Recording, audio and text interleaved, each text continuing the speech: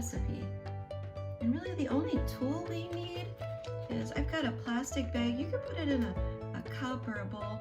I'm gonna put mine in a plastic bag in case I don't want to eat it all now. I can zip it up and save it for later. So this recipe, I love it because it calls for us to count out our ingredients, and I love to count. So it says that we need, see this number? 20. We need 20 Cheerios. Are you ready? Let's count out 20. Get my bag ready. Here I've got my Cheerios. You can see those, but I've got them here. I'm gonna count. Ready? 1, 2, help me out. 3, 4, 5, 6, 7, 8, 9, 10, 11, 12, 13, 14, 15, 16, 17, we're getting close, 18, 19, 20, we did it, 20 Cheerios. Now next, you see that number? Next is 15 goldfish. So I've got my goldfish ready here, so I can count them. Here we go, help me out, 15.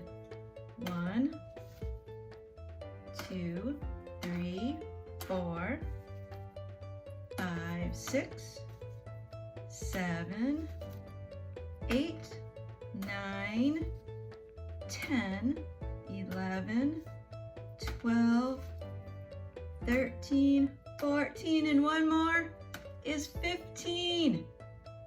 All right, now we need our whale crackers. We're gonna put in 10 whale crackers. So here I've got my whale crackers all ready to go. Help me count 10. 1, 2, 3, 4, 5, 6, 7, 8, 9. 9 plus one more is 10. 10 whale crackers. This is looking yummy. Then it says we need 3 gummy fish. So here I've got my gummy fish. I'm gonna count out 3. These are pretty big. 1, I'm gonna have them swim right in there. 1, 2, and 3. And last on our list of ingredients are 3 shark bites.